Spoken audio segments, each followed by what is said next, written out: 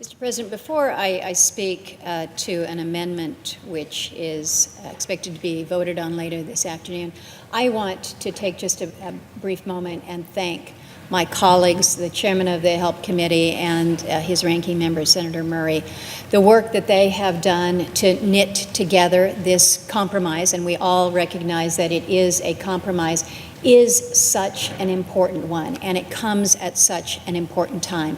It's not only good from a policy perspective to ensure that we don't kind of pull out the underpinnings on the individual market here, but it's good from the perspective of the health of our institution, to be able to demonstrate that at a time when things are a little tense, let's just say, on issues that are highly emotional, highly personal, and highly, highly complex, that we can come together, we can demonstrate the ability to govern. And it doesn't come without great patience and persistence. And these two individuals, these two leaders, have really helped guide us here in the Senate to find a better path, not only when it comes to how we deal with access to health care, reducing costs, reducing premiums, providing for better levels of care, but also a better path for the Senate. So I just want to acknowledge and show my genuine appreciation for their leadership. Mr. President, as chairman of the Energy Committee, I've come to the floor today to urge every member here to vote against Amendment 1301 that will be voted on later this afternoon. The FY18 budget resolution instructs the Energy Committee to raise $1 billion over the next decade. That's all that it does. It just says go out and find $1 billion over the next decade. And I will tell you, I appreciate Chairman Enzi's willingness to include this instruction. And I have every confidence that our committee will be able to meet the instruction. And there's good reasons why we should be able to meet it, and really very good reasons why we should oppose an amendment which would preemptively strike it. I think it's fair to say that we have opportunities within the energy sector to help advance this country when it comes to our energy security, our national security, and our economic security. But we need to be able to move forward with that. So what we are able to do within this instruction that is pretty wide open is to focus on those areas where we might be able to see increased energy production that could bring us new wealth, create new wealth in this country. So I'm going to be the first to agree that some of our options within this open instructions are better than others. Some will create jobs, some may end jobs. Some will reduce energy costs as opposed to raising them. Some will actually increase our energy and mineral security as opposed to sacrifice or selling it off. And so what I would hope that members would do is look at this instruction as an opportunity to do something constructive for the country. And the best example of that really is to expand energy development in our federal areas where we have seen decline in recent years. I think we recognize that responsible development not only will reduce our immediate deficits, but it's about jobs and job creation. It's about wealth and wealth creation, about allowing us to build new wealth and create prosperity. It will help energy affordability for our families and businesses, something that I hear about all the time.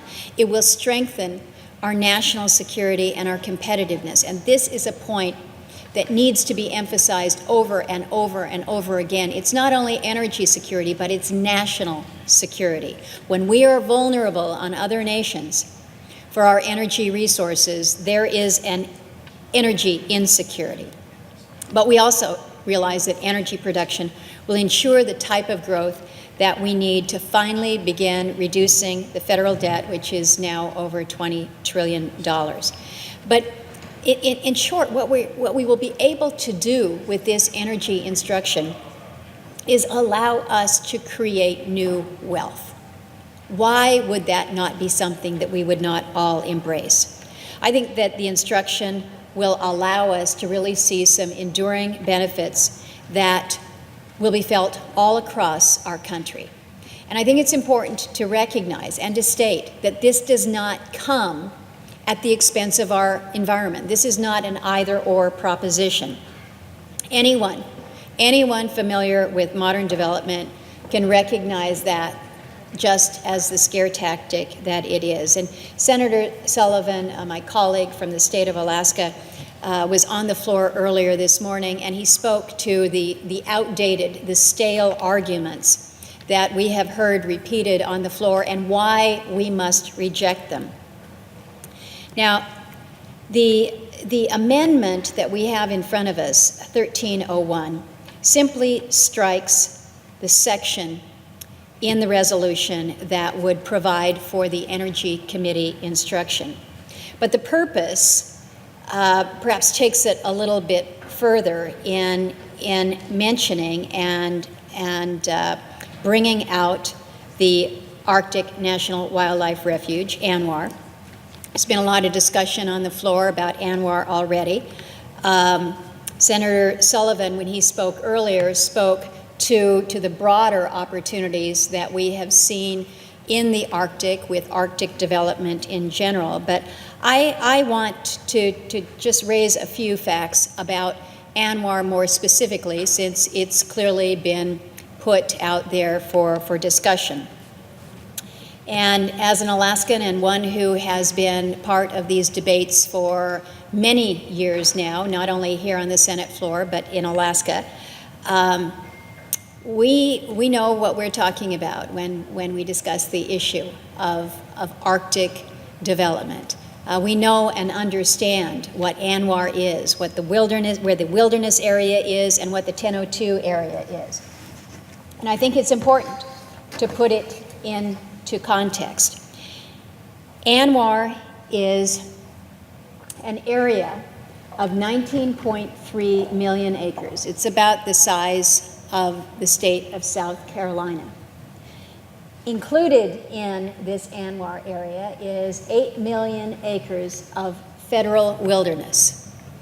So you've got wilderness area, you have refuge area, but you have non-wilderness area designated as the 1002 area. That's this area on the coastal plain.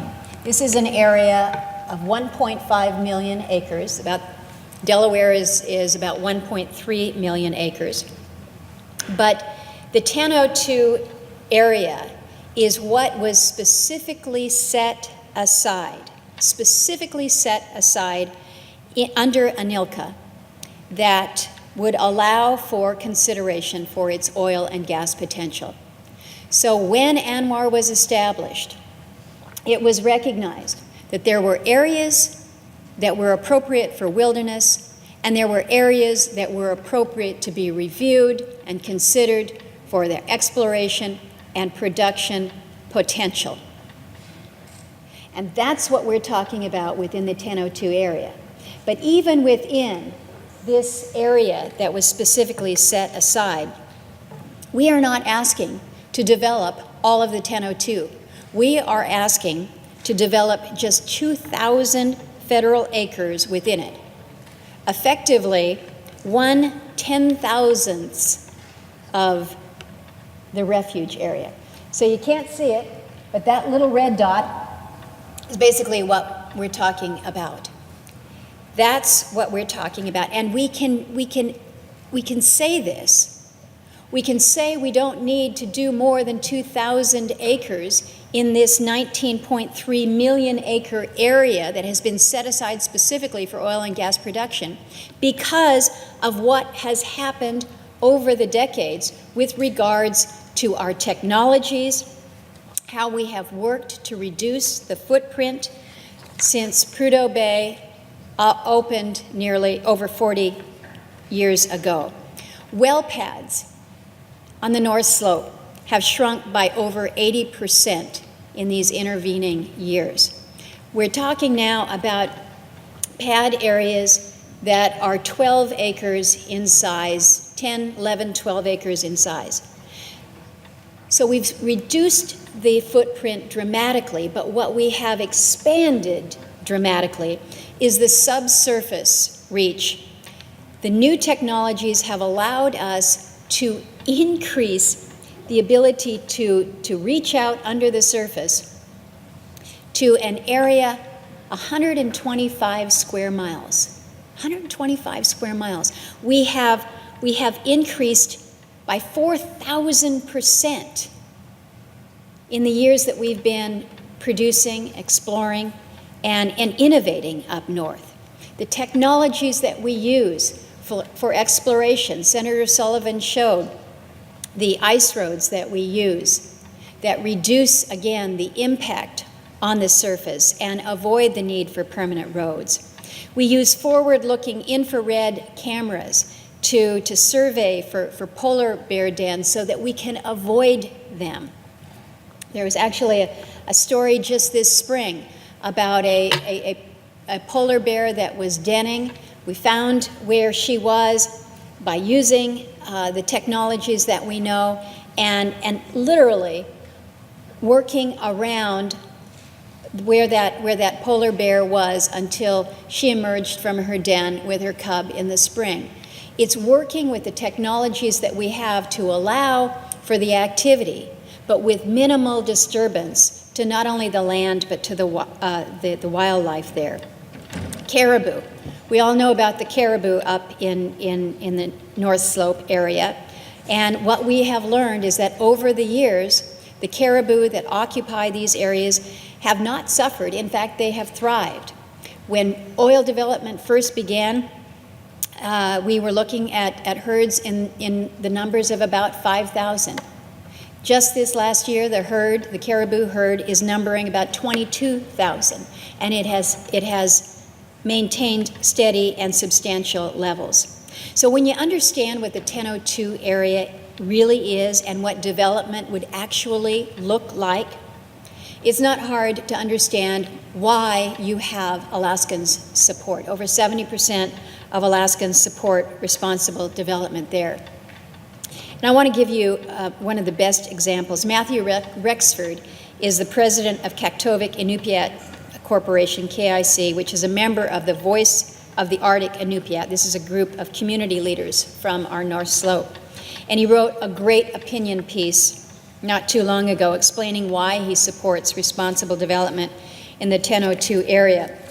I'm going to submit his full comments for the record, but a very brief part of them provides as follows. As ANWR debates occur, the views of the Inupiat who call the area home are oftentimes left out.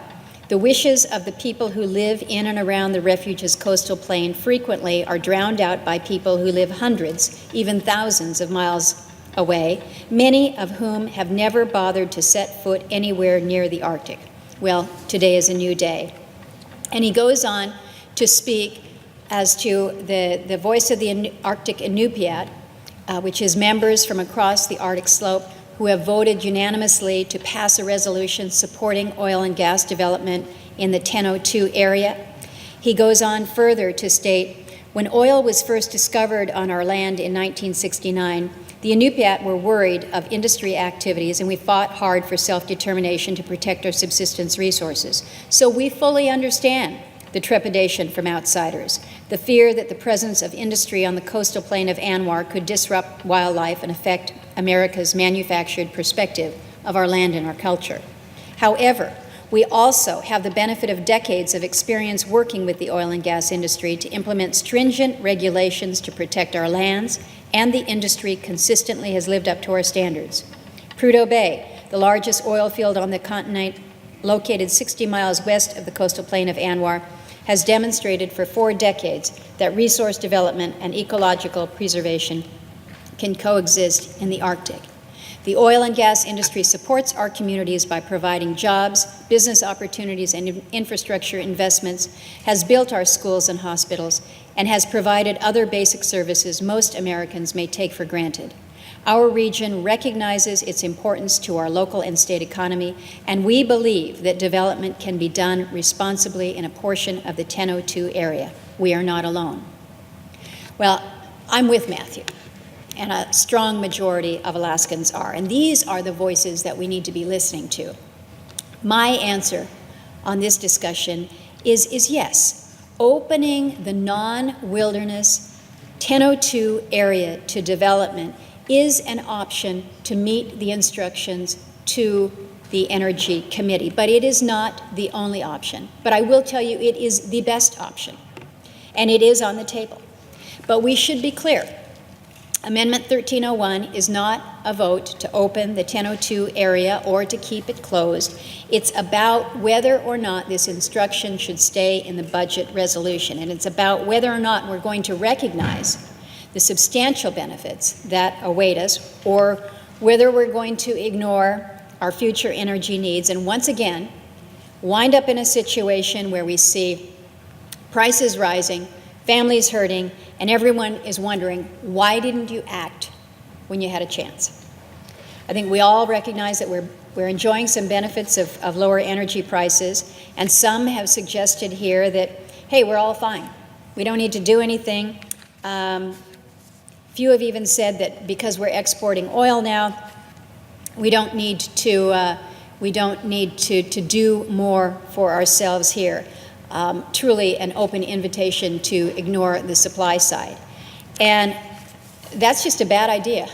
Quite honestly, we've been down that road before, and we know enough not to be in that place again. The EIA, the Energy Information Administration, projects that in 2040, the world's going to be using more oil, not less. And they project that our country will still be importing about 7 million barrels a day on a net basis. They project prices will be back above $100 a barrel. There's other experts that are already pointing to other signs. The International Energy Agency recently found that, quote, global oil supply could struggle to keep pace with demand after 2020, risking a sharp increase in prices unless new projects are approved soon. So my point here is we have an opportunity. We have an opportunity not only to help America, to create jobs, to allow for opportunities not only in my home state but around the country. We have an opportunity to ensure a level of energy security while at the same time broadening this to enhance our national security. So what I'm asking colleagues today is let's not preempt this very important conversation. Give us a chance to consider this instruction within our committee. We'll have an opportunity for hearings. We'll be able to put these options out on the table, understand more fully how we can do more when it comes to energy production in this country. So let the Energy Committee do its part in helping here. Let's not pull the plug even before we get going.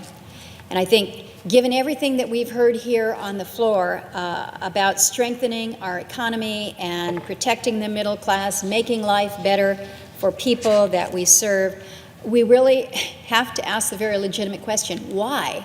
Why would you leave energy out of this debate? Why would we limit our opportunity to create new wealth in this country? So, Mr. President, I would again urge the Senate to reject this amendment.